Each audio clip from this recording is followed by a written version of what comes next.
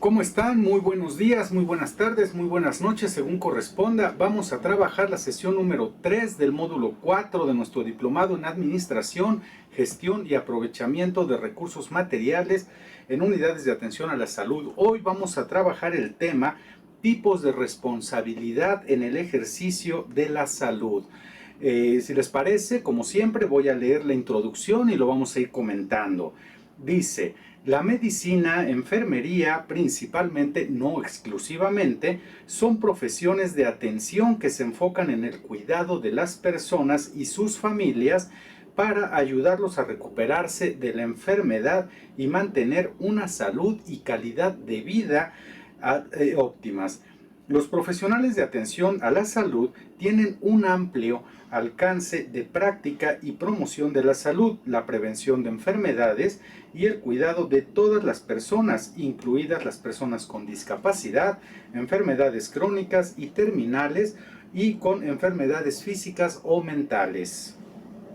Es evidente que la prestación de servicios médicos en México ha sufrido cambios. La excesiva carga de trabajo existencial, la rapidez en la asistencia, la falta de diálogo con los pacientes, la falta de recursos mínimos necesarios y una progresiva fiscalización y censura del acto médico han traído como consecuencia que muchos pacientes, al no sentirse conformes con el trato o con la atención brindada, y más aún habiendo sido eventualmente víctimas de daño por mala práctica, se hayan decidido por las acciones legales, que en los últimos tiempos se han incrementado considerablemente. Es de vital importancia en la formación administrativa en salud conocer los aspectos legales relacionados a la prestación de servicios de atención médica. Bien, esa es nuestra introducción y nuestro fundamento. Definitivamente un tema importantísimo, porque la responsabilidad, pues vista como un factor solamente humano, pues no es más que el hecho de cumplir con nuestro deber adecuadamente, hacer lo mejor para el paciente en el momento correcto, tener la intervención correcta, lo más oportuna posible, y llevar una relación sana con el paciente, una relación sana con nuestra institución, con las autoridades, porque pues eso es lo que se debe hacer, pero eso es el deber. Vale mucho la pena diferenciar entre una responsabilidad, una obligación, un deber.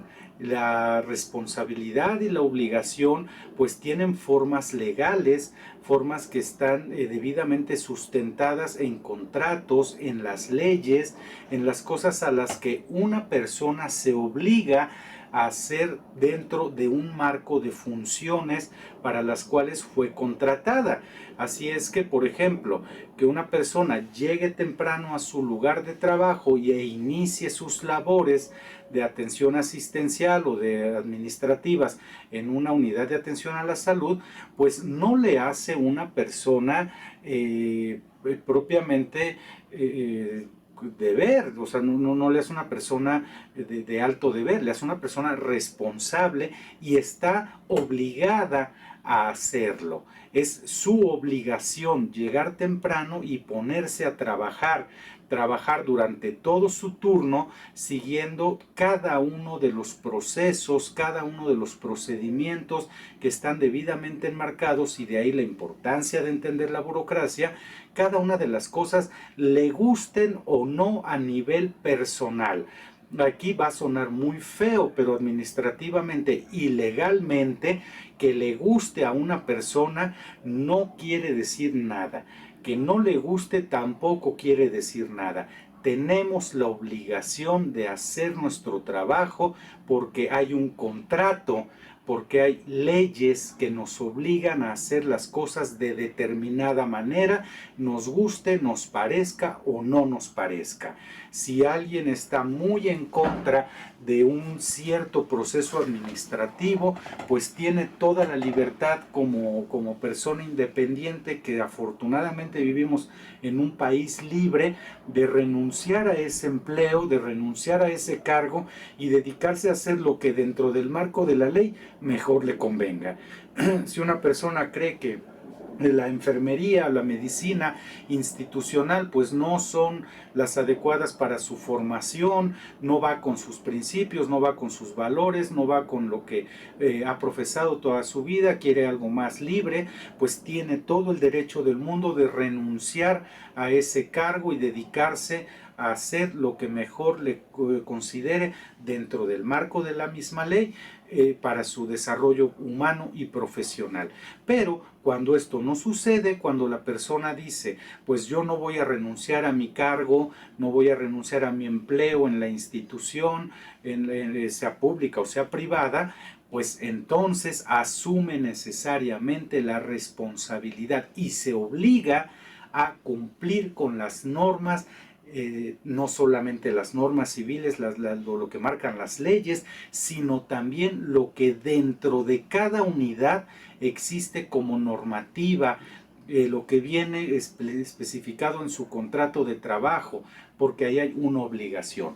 Esto no es negociable en ningún lado y como parte de la administración de una unidad a la salud, tenemos que tener bien claro que todas las personas que estamos trabajando ahí tenemos obligaciones y que es derecho de la institución, derecho de la unidad, derecho de la administración, de los que la dirigen, de los dueños de las instituciones privadas, pues a despedirnos porque no estemos cumpliendo una norma. Por ejemplo, si en nuestro contrato de trabajo dice que tiene usted que utilizar un uniforme, pues el hecho de que no lo utilice el dueño de la institución, vamos a poner una institución privada, pues tiene todo el derecho de despedirle porque no se está sujetando a las normas a las que usted se comprometió y se obligó a cambio de una contraprestación, en este caso pues económica.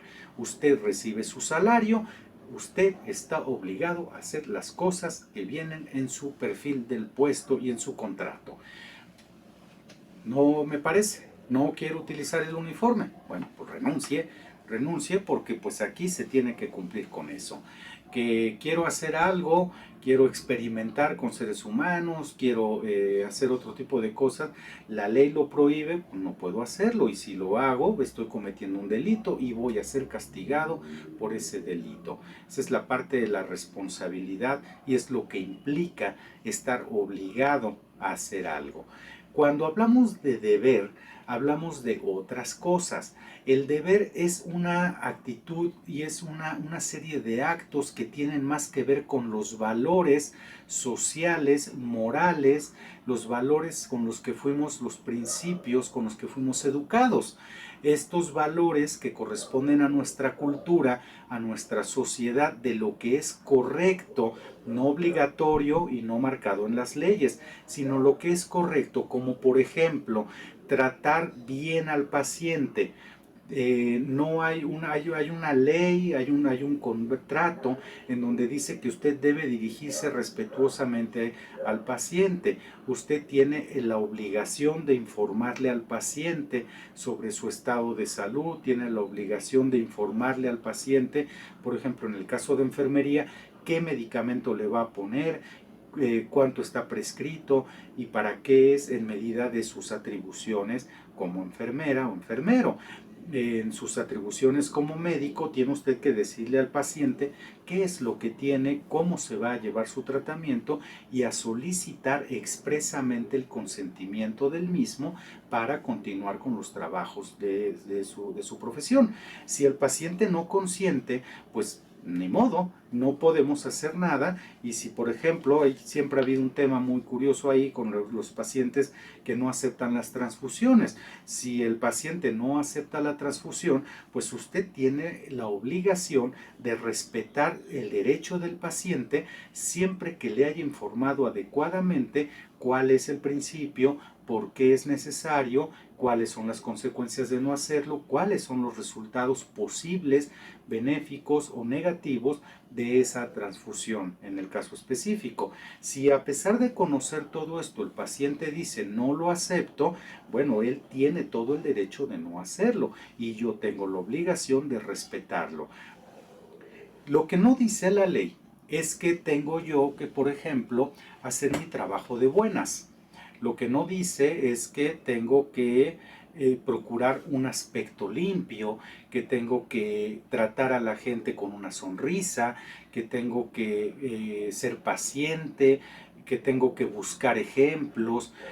Eso es el deber.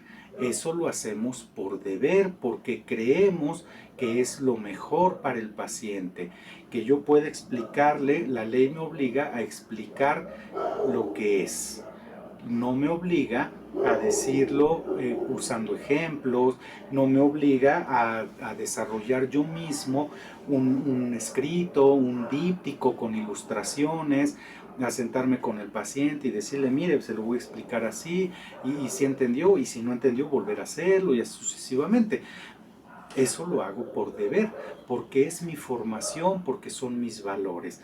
Así es que la parte más importante aquí es reconocer nuestras responsabilidades, para lo cual tenemos la obligación y el deber de leer las leyes, de leer los códigos de conducta, de ética de nuestras unidades de trabajo. Tenemos la obligación de y el deber, vuelvo a lo mismo, de acercarnos a las autoridades y decir, oiga, hay un código de conducta, ¿dónde está? Quiero saber qué es lo que me pide la institución que haga y cómo lo haga. Esto es a lo que yo me obligo y es lo que hago porque quiero hacerlo bien. Ajá. Entonces, al momento en el que nosotros conocemos esto, también estamos siendo responsables de nuestros propios actos. Hace muchos años dejó de ser un motivo de defensa la ignorancia. El hecho de que una persona no sepa que robar es un delito no le exime de la responsabilidad del castigo por haber robado algo. El hecho de que una persona no sepa que comprar un coche robado también constituye un delito, pues ya no sirve de defensa. Hace muchos años la ignorancia sí se consideraba una defensa, porque decía la persona actuó de buena fe y fue engañada e incurrió en un delito. Hoy la ignorancia no es así, y menos en un trabajo formal, porque tenemos acceso a toda esa información. Vivimos en una época en la que ya no necesitamos ir a una biblioteca a consultar la ley de responsabilidad de los servidores públicos, ya no tenemos que ir a una biblioteca a buscar la última actualización de la Ley General de Salud.